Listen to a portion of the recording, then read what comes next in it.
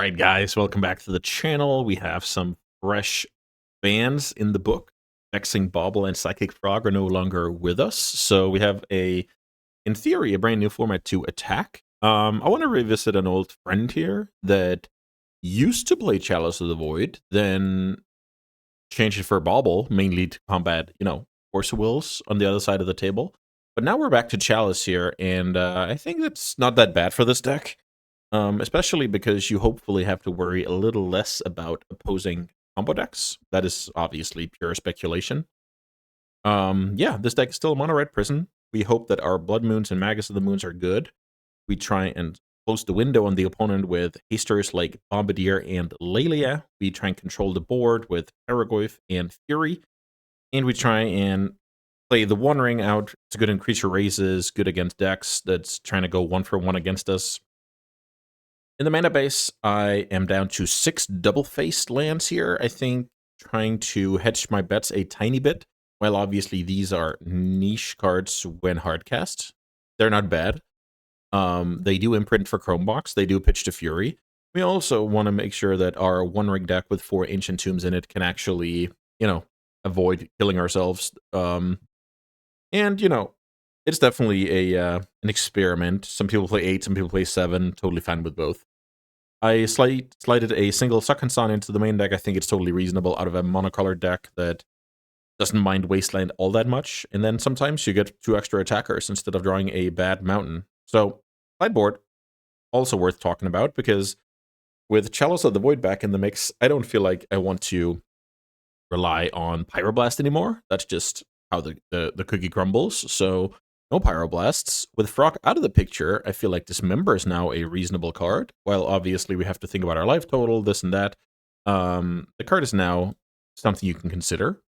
I'm hanging on to a couple of Fairy Macabres here, mainly to respect graveyard decks of different variety. I'll play a couple of Charmaws here as this, it's relevant against Ursa Saga decks. It's relevant against Mir type situations, good against Eldrazi.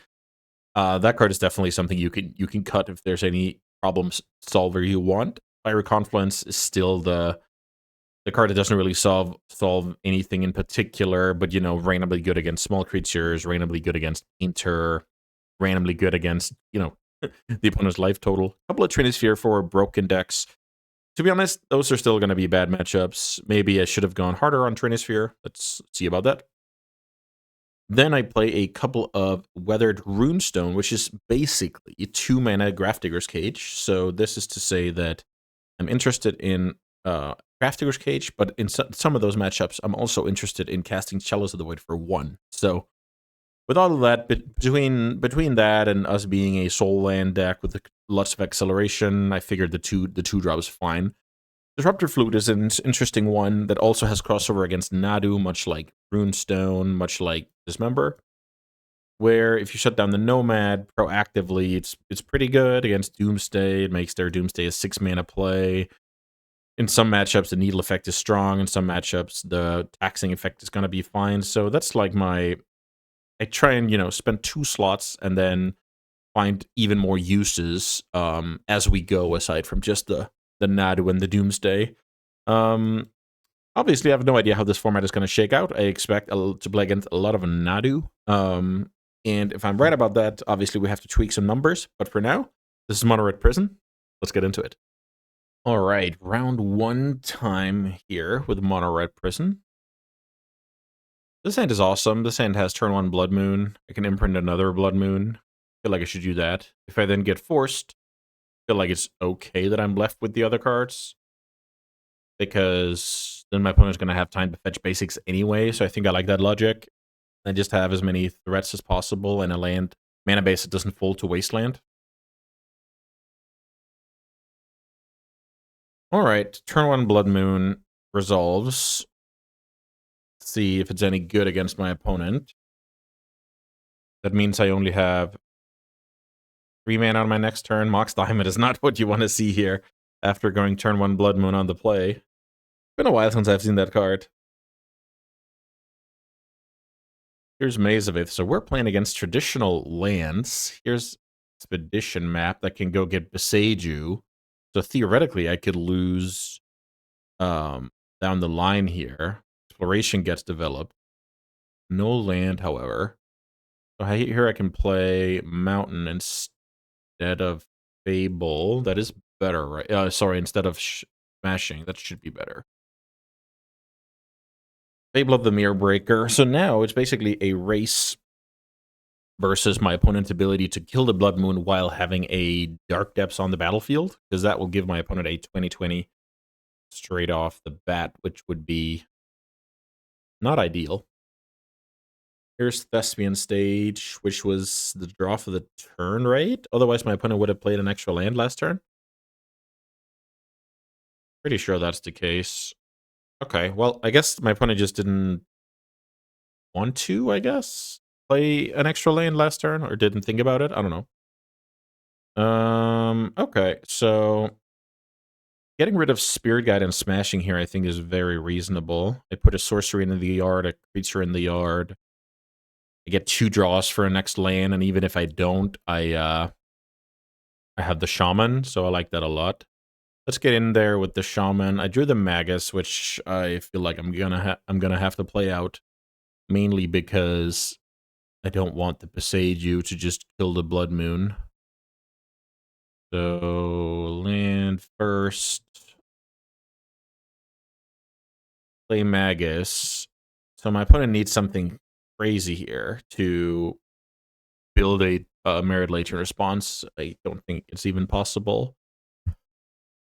Let's see what's up with this expedition map, because if my opponent goes for something like a forest, doesn't matter. Okay, let's see. Crop rotation. This is... I think, yeah, the Magus was just awesome for me here. Now my opponent needs to kill Magus and Blood Moon in order to get the Dark Depths. Oh, the Merit Late, rather. My clock is also reasonable. As you see, Pyroglyph is now 6/7. Yeah, my opponent needs to kill 2 things. I mean, it's possible. It's just not super likely.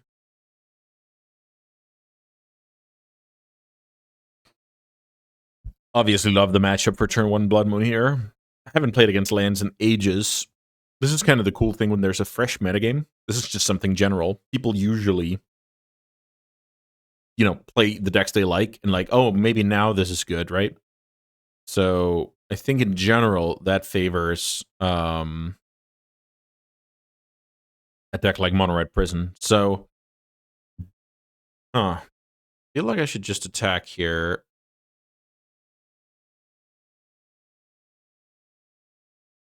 My opponent had another diamond in play. I could choose to play around Endurance by not attacking with Magus, but I don't think it's reasonable here at all. So I should probably go... Let's see, should I go Chalice? Chalice for 1, play Pyrogoyf? Could be good. Maybe it's Chalice for 0 that I have to play. I'll actually play Chalice of the Void for 0 here. Mox Diamond, I think, is part of my opponent's way back into this game.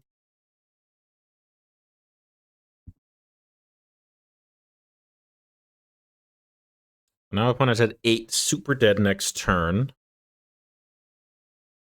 Especially if they don't produce the I mean, I lose to the Merit Lage if they can miraculously build it. But if they don't, I think it's too late then. So, ooh, Plow. Love it. Okay, so my opponent being the green-white version is definitely awesome. And and Beseiju's definitely there. I think it's just too late for the opponent here. Or yeah, they sacrificed the Mazavith. So now they need to kill Blood Moon, which they can. And then they also need a colored mana source and a Plow to punish me here. So I just barely got there because my opponent could have Beseju'd the Blood Moon, made a Merit Lage to block, but, you know, popping a Pyroglyph is just absurd. So I'm not going to say I was lucky to get there, but it was just in time, which a lot of games of Magic are these days. So let's see here. I do enjoy a lot of these cards. Let's see. On the draw here, you could argue Chalice is not the best. You can argue Fury is not the best. But I actually think I like all of the other cards in my deck. So which card do I keep? I feel like I just keep a single copy of Fury. Disruptor Flute is good against, you know, versus Saga mainly, I guess. I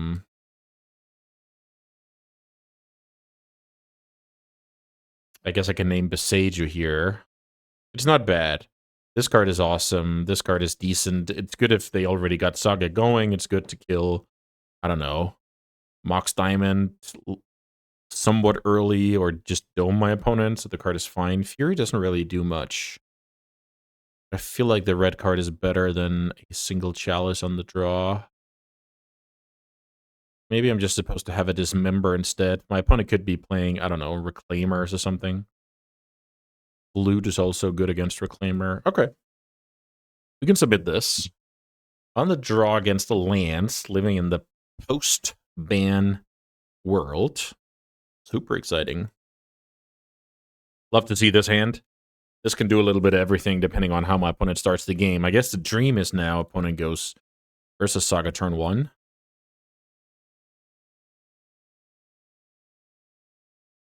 I'll have to think about it if they don't. Also, I'm playing against a Lone Wasteland deck, which makes the Soken-san worse than a mountain. That's kind of interesting. Broadside Bombardier is not, you know, it's not good until I'm trying to win the game, if that makes sense. Here's Savannah. Turn 1 Savannah out of the Source of Plowshares deck.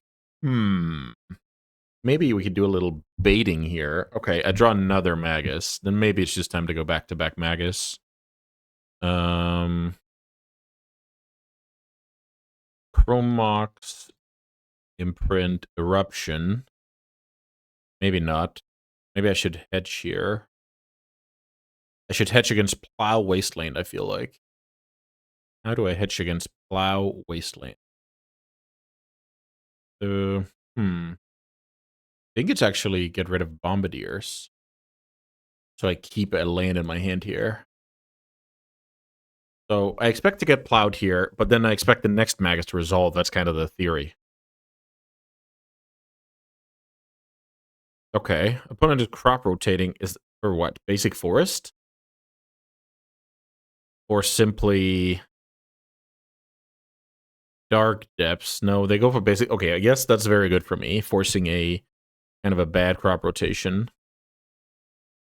Also, now my opponent does not have white mana. They could have Dismember and all of that jazz.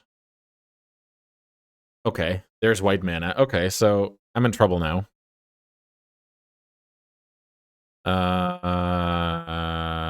Okay, I'm not in trouble. Okay, nice. So my opponent is now drawing to the plow. But if I get to kill the Dark Depths in the meantime, I feel like that's the way to play. Do I imprint one or the other? I feel like I imprint this one. Play land. Attack for 2. I feel like the way I win this game is to have double Magus on the battlefield.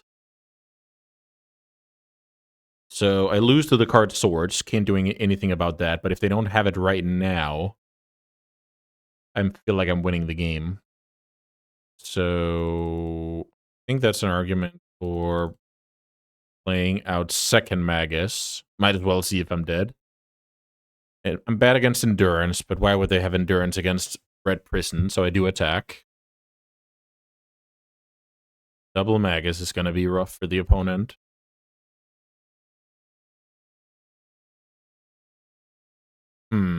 I feel like once I drew the second Magus, did I do that before imprinting or after imprinting the second Mox?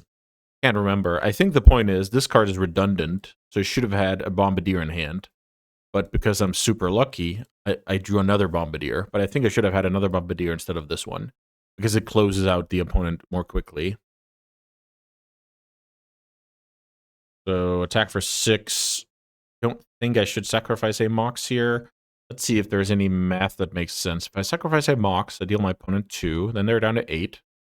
Next turn, my opponent finds one blocker for that one.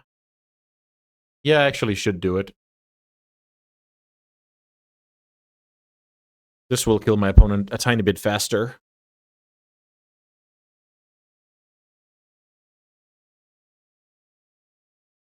Yeah, I just drew very well here. Winning the die roll, mooning the deck, even putting double moon effect both games.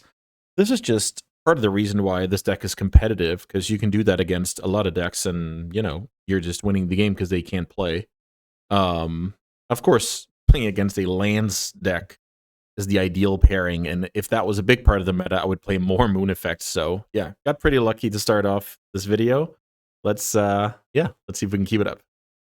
All right, guys, quick message here. If you want to have access to my deck guides, my strategy articles, whether you want to pitch me a sweet deck to play on the channel, whether you want to look into coaching or simply just want to say thank you for the content I put out, please check out my Patreon below and become a Baron today. Now, let's get back to the games. All right, next round. I feel like we're back to reality here with, you know, losing the die roll and having no soul land in hand. That's just what happens sometimes. On the play, it's I think it's awesome to go Chalice. On the draw, wow, okay, we might just be super dead here. Oops, all spells trying to take advantage of the field. Okay, well, Thoughtseize resolves, and I assume Chalice of the Void hits the bin, and we have to play Magic with less than optimal situation here. Circumstances against Oops All Spells. I assume this is just clear the hand turn 1, win the game turn 2. Let's see if I'm right about that. We draw another Chalice. That's kind of epic. So now I can play that card. Feel like I should imprint this because Bombardier closes faster. Chalice for 1, shutting down Dark Ritual. And then, yeah, I'm looking for, I mean, I'll take any red card. Land would be a good draw. Let's see if I can do anything with this time that I'm hopefully buying. Well, cancel that. So my opponent will need 2 Spirited Guides to kill me. Otherwise, this Bombardier is going to be good.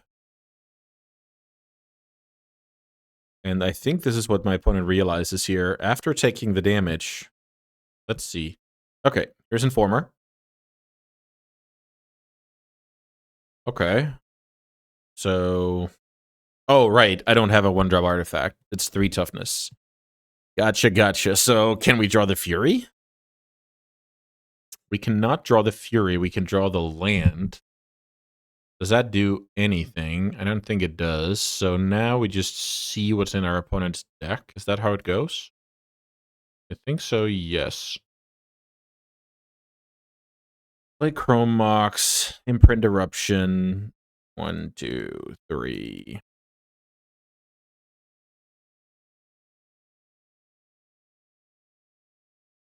Get in for 2, pass the turn. So I paid 2 mana for my Chalice, but it's still a 0-drop on the battlefield. I think my brain was in Vexing Bobble mode here, which is kind of funny.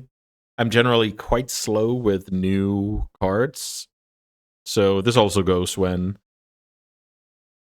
there are, you know, bans and unbans, then I'm sure during this video or the next, I'll say something about, oh, this is a kind of weak to Vexing Bobble, or let's hope my opponent doesn't play a Psychic Frog.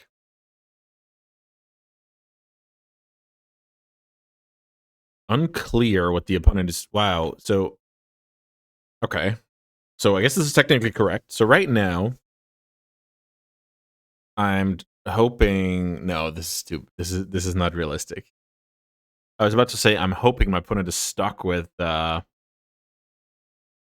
know, Dread Return in hand or whatever. Because if that's the case, the opponent cannot Cabal Therapy out of the graveyard, which is kind of funny. Oops, all spells. I think it's a great deck, especially if people worry less about the graveyard. So, yeah, I mean, you have 3 Narcomoebas. Do your worst.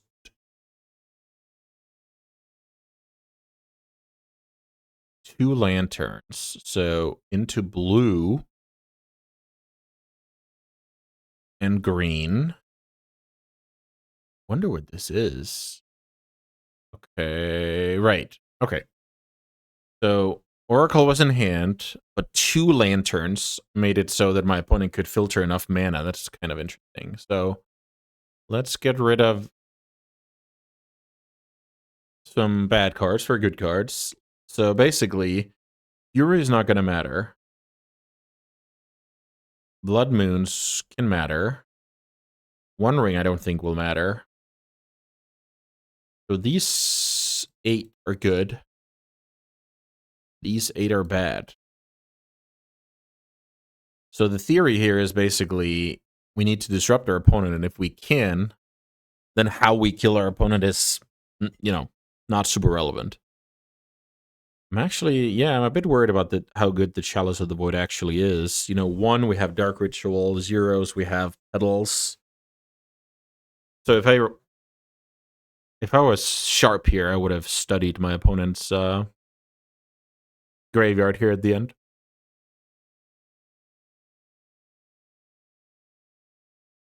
Let's see. Turn 1, Blood Moon. Is that good? Turn 1, Blood Moon. I guess it's fine. And then I go turn 2, I have Disruptor Flute. Wonder what to do with the Disruptor Flute. The opponent could be Charbelcher after sideboard. The good thing about this card is it has Flash. So maybe just passing with 2 mana up is going to be quite strong. I'm super happy about the Magus. I think the Magus and Blood Moon split is complicated because sometimes you want to be able to attack. Sometimes you don't want to get your Magus bolted in the new world. I should have thought more about that, actually. I expect Lightning Bolt to see more play now with Psychic Frog out of the picture. So Lightning Bolt actually kills more cheap stuff now. So it's unclear if 3+3 is the right split.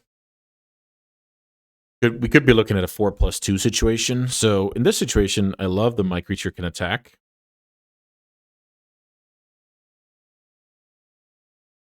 But in general, could be a drawback. Bonus on a mold of 5. If nothing happens, I'll just keep attacking here. So, let's play this one. The thing is, I don't think it's necessarily correct to slam the Disruptor Flute because I don't know if I'm what I'm naming, basically.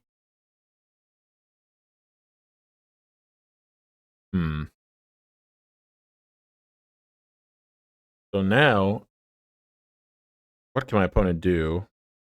Opponent can go basically kill me if they have like Petal Spirit Guide next turn. But I guess they would have done that now if they had it, right?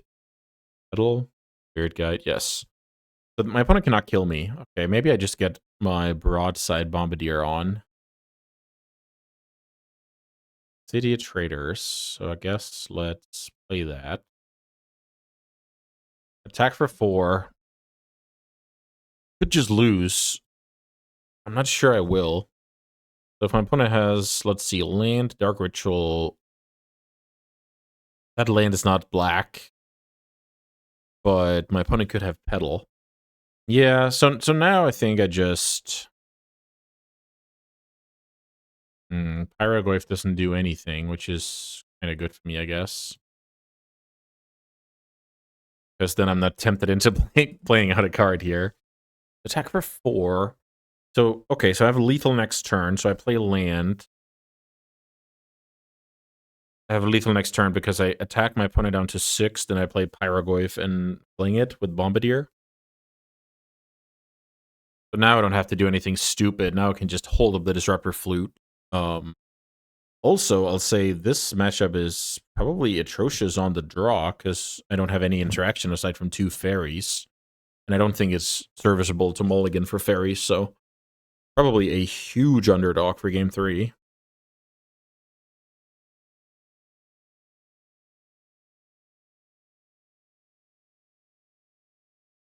So, yeah, I think I should just take the turn. Attack. Play Pyrogoyf.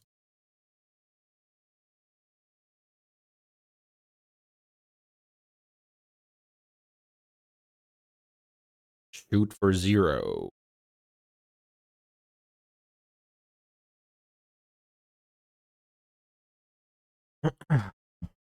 Okay, so on the back of Magus being a 2/2, we gave our opponent not a lot of time here. That was cool. Chalice on the draw seems quite terrible. I don't know what I can do about that, though. I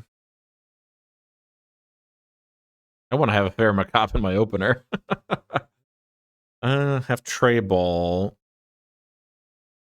Chalice of the Void. I just feel like my opponent plays out the zeros. If they have a setup hand and break Dark Ritual, I mean, I guess it's playable, but it's really, really not strong. Okay, we try again here. If our opponent keeps 7 cards, I don't know what to do.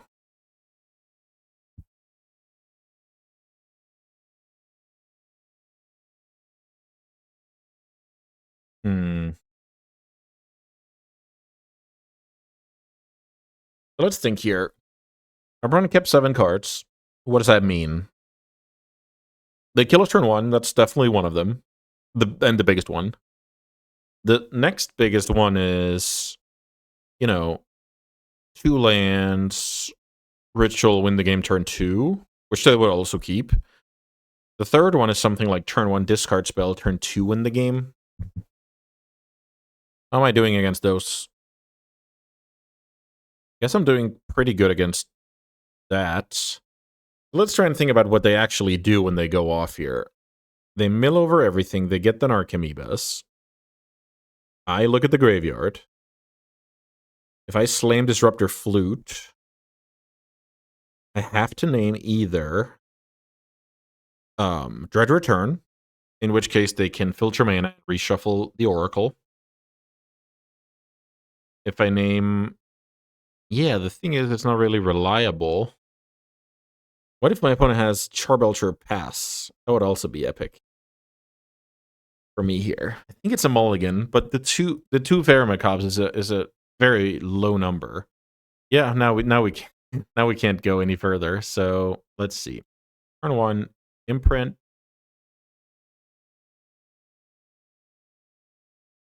Play Runestone. So maybe I get rid of Disruptor Flute. That is good against Charbelcher. And what if I get rid of land? Maybe that's the one. Maybe I get rid of Chrome Mox. So that I go... What if I get discarded? I get discarded here. Opponent will take the Runestone. And then if I've got rid of the land, I can still go turn 1 Blood Moon. Okay, so I talked myself into doing this. Because now I have the most options open. All of these thoughts are, short-term wasted if we just die here. But I hope to get thought seized. Okay, fair enough. All of those thoughts were wasted. So the point here was, if I get the turn, I play Runestone. My opponent cannot win. If I get thought seized, they take the Runestone. Then I play turn 1 Blood Moon. My opponent has a hard time winning. Yeah, I like this. This was a good play. Oh. Oh, okay. Opponent has some good stuff here, and now 3 creatures in play with Oracle and let's see. I don't see the Dread Return, but it's probably there. Okay, I guess. Okay, the opponent targets themselves here. Pretty nice. And then names the Dread Return. Okay. Yeah, Usol Spells is terrifying deck. Really terrifying deck, because it punishes pretty hard. Yeah, I mean, awesome. I had a lot of good stuff here, but you need the turn in order to play against that deck. So yeah, what can you say? Fast combo is awesome. It's not what this deck wants to see. You kind of need the die roll. You need to get a little bit lucky. Let's see if we can get a little bit lucky in the last match. All right, round 3 here with the mono red prison in the post-ban environment. On the draw here, Fury is a good catch-up if my opponent is on... Oh, my opponent's on any creature strategy. Okay, I'll try this. I don't think this is the best opener at all. I think it's very, very close to a mulligan, if not a mulligan. But I'm willing to hope that people play some more small creatures. Flooded Strand is not the land I want to see here.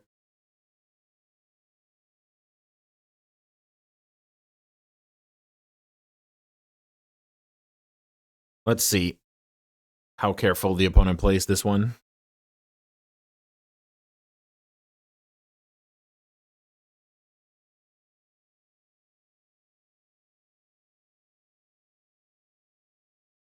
So this could be anything from a random blue deck with no basics or just a basic island where you're splitting up the fetches. This could be some blue-white strategy with a ton of basics. There's no way to tell. This is definitely one of the downsides of playing mono-red is you're oftentimes making, keeps, turn 1, turn 2 sequencing based on limited info, and I don't think this deck is strong enough to get those wrong, so to speak. I think that's actually a big problem. Or it's just, it's worth highlighting at least. Because, and the reason why that is true for this deck, well, it's just true for every deck, but the reason why it's in particular relevant for this deck is a lot of your cards are hit or misses. Chalice for 1 and Blood Moons are either incredible or not very good, right? So, between those two things, okay, I guess we'll be back shortly. All right, it looks like we're back here. Small Magic Online crash. But we're going to be fine. Opponent did go for basic here, which is annoying.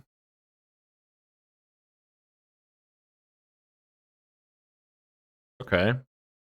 The thing is, that doesn't help me cast turn 2 the One Ring. Do feel like I want to play Magus now. Okay, I'll try. I'll imprint... is that correct? Imprint Fury? Yeah. Maybe it is. Maybe I imprint Moon and say Fury could be good way down the road, and if this gets countered now, second copy is most likely not very good. Okay, I actually like that logic. So, not that I think Fury is good against my opponent, but the fact that I think that this second copy is bad against my opponent.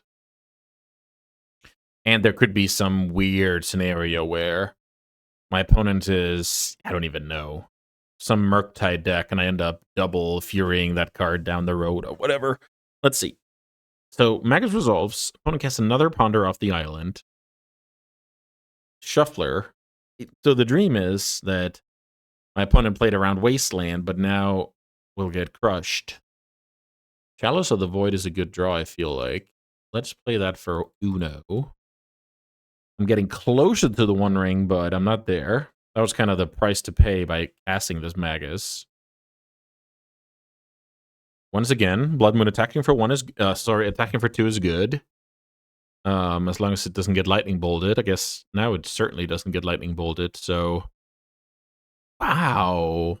Usually Tundra decks have a lot of basics, so opponent must have had tons of non-basics, tons of 1-drops here. So right now I have no idea if I'm playing against, Control, Dreadnought, in theory, some Esper mid-range deck as well. And that's kind of a problem that I don't know that. I will say Tundra decks are usually very ready with the basics, so I feel like I should board out these if I can. Problem is, my sideboard doesn't look that great against random Tundra decks with with Pyroblast being gone. So yeah. So is my opponent a Tameo deck? Very possible. Could my opponent be some Dreadnought deck? Also very possible. So maybe I just board like, what if I bring in all of these, only keep a single Magus? Is that crazy? Still love the Chalice because most likely my opponent's going to have stuff like Consign, Stifle, Brainstorm, Ponder, Plows. Being one Magus versus boarding a Charmaw, I think is totally reasonable. Okay, let's try again. It's very possible my Furies are bad, my Moons are bad, and this matchup is just rough. But this is the way we have cards like Bombardier, like One Ring. Okay, this hand is fine. It's nothing special. So the dream is my opponent kept a hand that goes land pass holding up Consign. One Chrome gets countered, we play another. I guess that's not the case. And here we see our opponent hedging with Ponder, which is the short version of why I think Moons are unlikely to work against the deck like that. So that's basically why I brought them out, especially on the draw. I got incredibly lucky game one. I will say my opponent is not interested in losing to that again, so there's something there. Let's play a Chrome Mox here. If my opponent wants to daze a Chrome Mox, I would be stoked, but obviously it did not happen. So now I have a Spirit Guide to pay for Chalice. That would be amazing, because then not only do I resolve the Chalice, my opponent is also down to one land, which makes their next turn terrible. Yeah, that resolved. Cards like Prismatic Ending are amazing right now. Play a land. Okay. Okay, my opponent's an Urza Saga deck, so is this just breakfast? Yeah, this is breakfast. Okay. So that is scary. Feel like I should play that one. Play Bombardier. Have Spirit Guide to pay for days. Kill it with a Naked Chrome that I play out second main. Okay, so with my opponent being an Urza Saga deck, I want Moons no matter play or draw, but I had no idea of knowing that, right? I should have considered that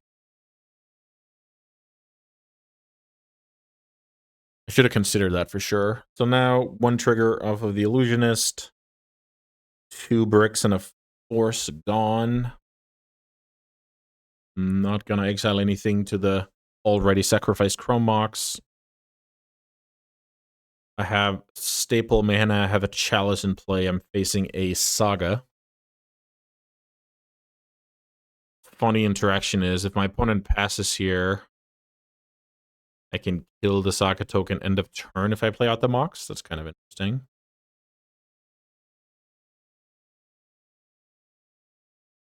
Let's attack for 2, play a Spirit Guide, which is kind of funny. Play land. Play a Spirit Guide. Play Chrome Mox with the intention of killing the 1/1 on the end step. It is this turn, right? Yeah, only once each turn. So it's not sorcery speed.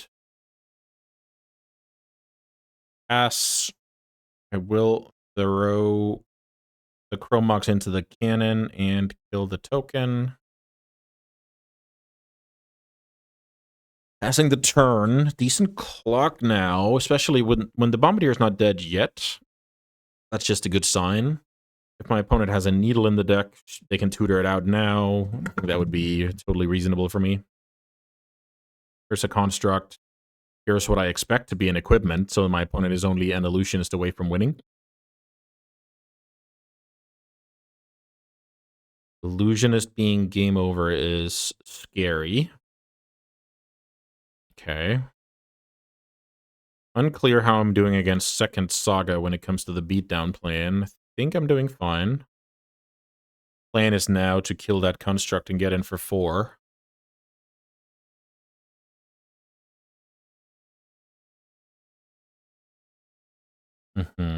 Fable is a good draw, so we can start playing Fable, because I'm going to sacrifice the Mox on combat. Lose to Second Illusionist.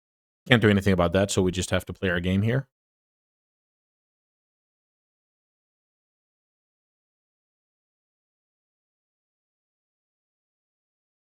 Get in for 4.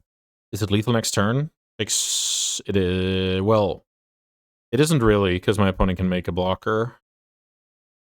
But I can draw some stuff to make it lethal, especially between draw step plus chapter 2 on Fable.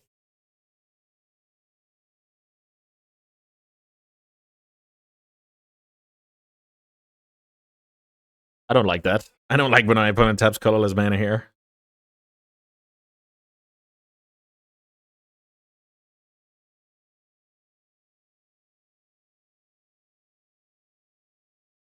Opponent is trying to, I don't know.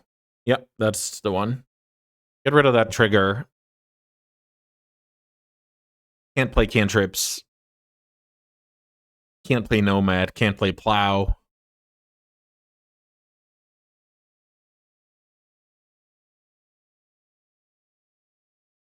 Make a token to equip it right away. I respect that. My opponent has access to Surveil.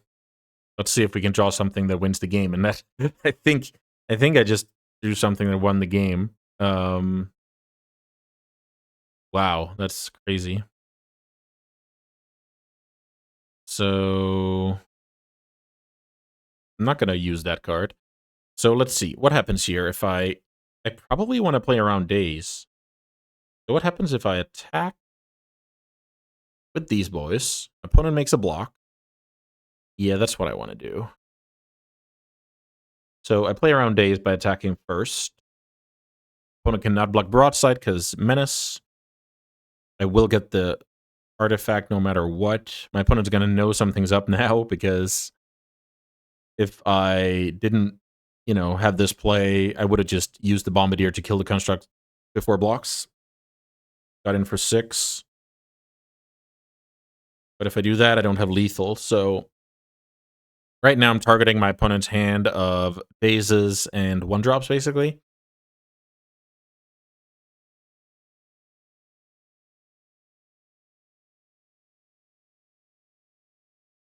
Here's Pyrogoyf. If my opponent has a Force of Will, we play on. My opponent does not have a Force of Will. There we have it. Okay, so I was lucky to win the match here against Breakfast. First of all, on the draw against a basic island fetch, it's not obvious at all that I should go for Magus in that game 1, but I was lucky to get there. On the draw even, yeah. Whew. Then I sideboard poorly. I'm on the draw again, but I managed to kind of draw well here.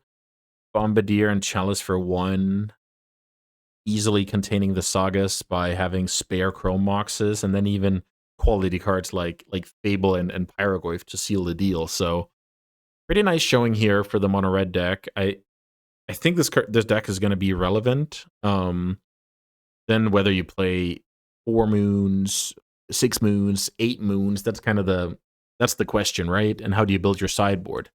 The way I built my sideboard today was pretty decent. I hedged against Nadu a lot with Dismembers and Runestone, hedged against some combo with Flute and Trinisphere, hedged against some pseudo, Ancient Tomb Mirrors with Chama, still had the fastest graveyard hit available with Fairy Macabre, but that wasn't close to enough against Oops, so let's say Oops becomes a serious deck. And I have to play more Fast Hate or play Ley Lines or whatever the case may be. So all in all, pretty excited to get into the thick of things when it comes to Legacy. Yeah, that brings us to the end of today's video. I love Mono Red Prison, and I'm going to keep working on it. In the meantime, yeah, tomorrow you're going to have an awesome video from my hand I play against Bosch and Roll, and we have some good stuff for you in the post-ban era, so you don't want to miss that one. Brian's perspective is also going to be available on his channel, so yeah, see you next time, and thanks so much for watching.